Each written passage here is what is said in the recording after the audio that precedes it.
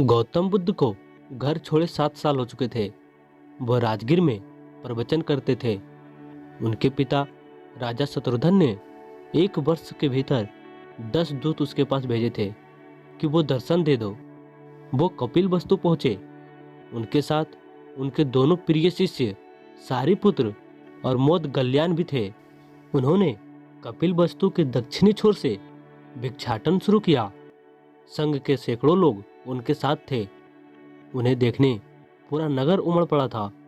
अपने प्रिय राजकुमार को भीख मांगता देख लोग रो पड़े थे। राजा को जब यह बात पता चला तो वो अपने बेटे को देखने सड़क पे आ गए थे।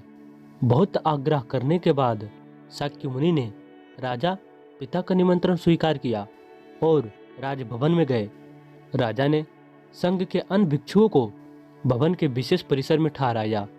जब राजा शत्रुघ्न शाक्य मुनि का हाथ पकड़कर चल रहे थे तो अवश्य ही उनके चेहरे पर पिता होने का वह भाव आया होगा जो पुत्र का मार्गदर्शक होने के नैसर्गिक अधिकार से भरा होता है।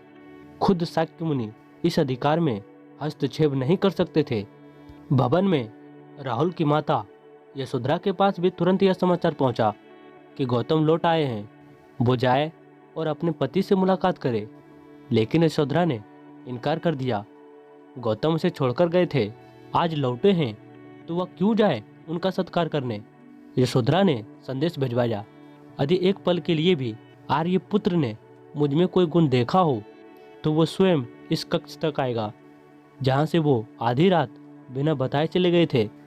तथागत राहुल माता का संदेश पाकर उनके कमरे की ओर बढ़े। उन्होंने दोनों शिष्यों से कहा, वो कुछ भी कहे कुछ भी करे, तुम दोनों शांत रहना, कोई प्रतिक्रिया मत करना, उन्हें सुरुचिपूर्ण बंधन करने देना। कमरे में तथागत अपनी शैली में बैठ गए। सारिपुत्र हमेशा की तरह दाईं ओर और मोदकल्याण उनकी बाईं ओर बैठ गए। यशोधरा आई। उन्होंने तथागत के चरण स्पर्श किए और उनके सामने बैठ गई। कमरे में शांति थी।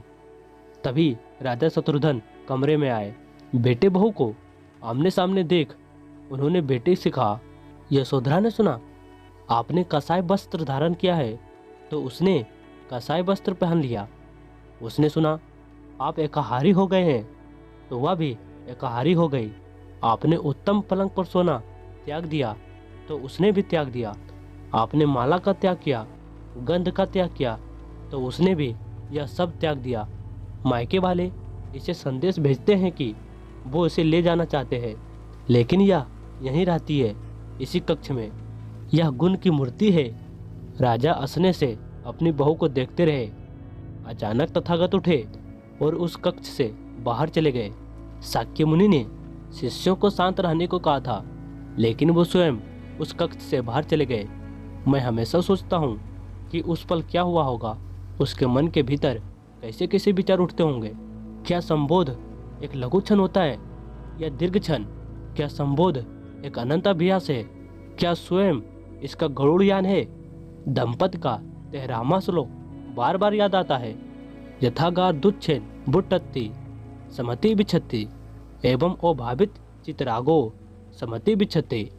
जैसे घर की छत मजबूत ना हो, सही तरह से छारा ना गया हो, तो बरसात के दिनों में छत से पानी गिरता है और पूरे घर में फैल जाता है। उसी तरह ध्यान और एकाग्रता हमारे व्यक्ति की छत है। ध्यान और एकाग्रता जीवन को सार्थक करते हैं।